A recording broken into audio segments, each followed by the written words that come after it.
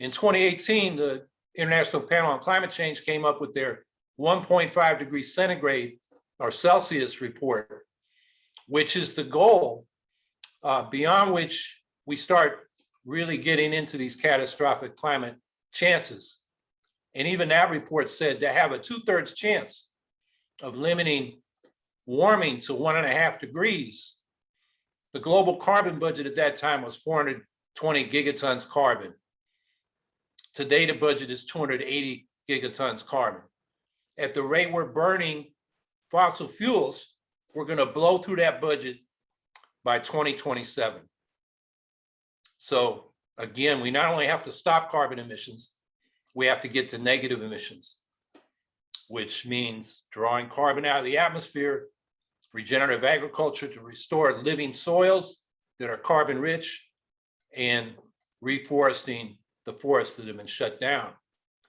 So on March 31st, Joe Biden came out with his infrastructure plan, in which is embedded his climate actions. And he really didn't talk much about climate in the 1,200-word White House fact sheet released that day. It's more about jobs, which is a message we need to do when we talk about climate action. It didn't estimate the number of jobs. Others have estimated it's between 3 and 15 million jobs, which really depends on how much you attribute to the recovery we expect after the COVID pandemic. But there were no carbon targets in that plan. It's pro-fossil fuels. Doesn't talk about stopping fracking, these new pipelines they're building. It talks about carbon capture and storage, which is attached to burning of fossil fuels in industry and power plants, and even waste incinerators, which goes against what we need to do, which is to recycle, which reduces the energy burden on the economy as well as the resource burden.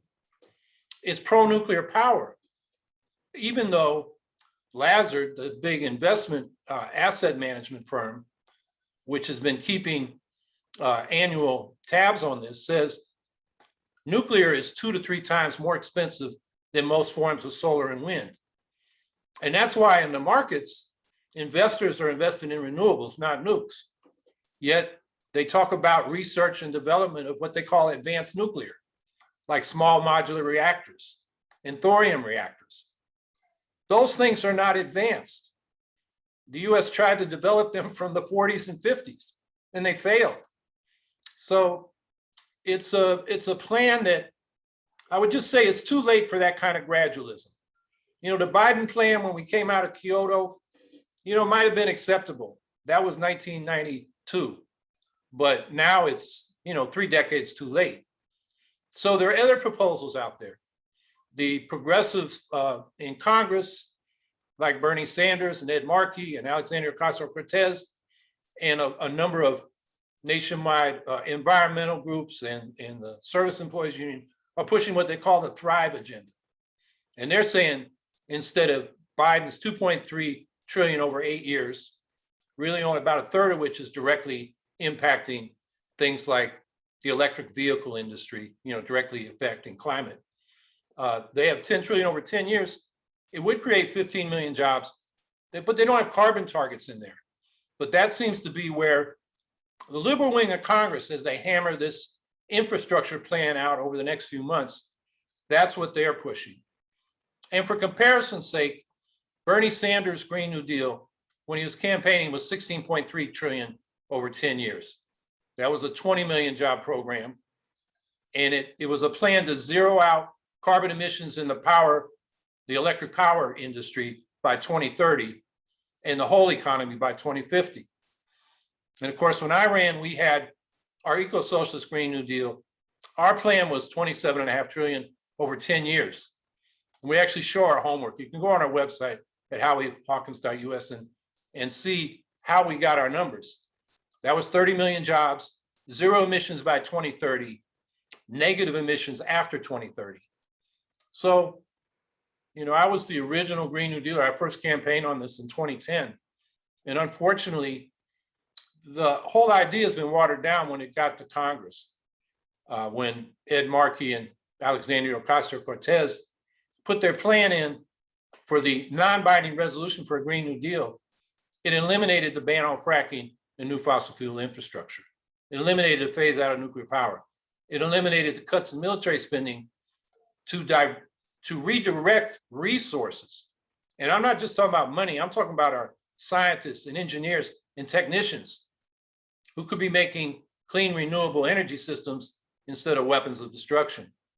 That's a real loss. And then they extended the deadline to zero emissions to 2050, and we were talking about 2030. And they talk about net zero emissions, which the fossil fuel industry loves, because you can have net zero emissions if you burn gas at a power plant and you capture the carbon and store it somewhere.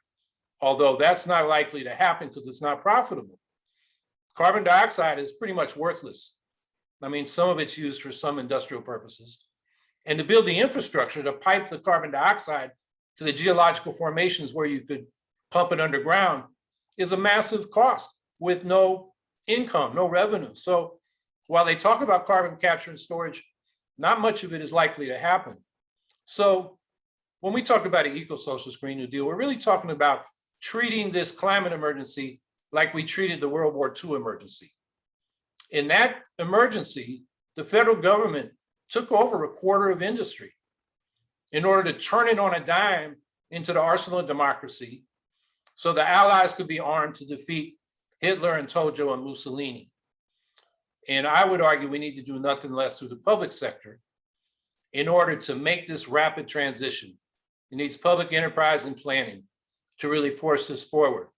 The Biden plan is all tax credits, kind of a leisurely pace, market incentives with no goals and timelines for particular results, except in a few, things like he says, he wants 500,000 electric vehicle charging stations by the end of this 8-year period with the money he's investing. But the research on what we need to go to 100% electric vehicles, we're talking more like 10 million charging stations, public charging stations, plus another 6 million or so home charging stations. So what he's talking about is just a drop in the bucket. So that's a kind of dismal picture. We're in emergency, but there are things we can do. And I'd like to close on that. First of all, let's acknowledge that we are winning some of these fights, particularly when it comes to fracking and new fossil fuel infrastructure. We just had the Delaware River Basin Commission ban fracking in that water basin. Biden restored the halt on the Keystone XL pipeline that Obama had done at the end of his term. Trump repealed, Biden put it back in place. But we have other fights going on now, most prominently the Dakota Access Pipeline and Enbridge Line 3's pipeline. This is for Bakken oil, which is fracked oil in North Dakota, and also tar sands oil, which is particularly destructive. And those are just the highlights. There are fights around these pipelines from coast to coast, but these are fights that we're winning. And so I think that's one thing we can do right now to at least do no more harm. And when we do, win these things, we should be demanding just transitions. One of the things that happened with the stopping of the Keystone XL pipeline is there was a backlash. I'm a retired Teamster. I heard it from the Teamsters who were working on that pipeline. So what happens to us, the workers on that? You heard it from everybody from Trump to Trumpka, the head of the AFL-CIO. So we should have just transition programs. So when workers are displaced, their income and benefits are maintained up to 5 years until they find comparable work. Now, the thing is, we maybe don't have enough people to do all the work we need to do on a timeline. When we talk about 30 million jobs for that full-scale Green New Deal I was talking about, there's only 22.4 million people unemployed in this country by the most liberal estimate, including part-timers wanting to work full-time and discouraged workers who the Bureau of Labor Statistics doesn't count. So that's the real bottleneck in getting this done.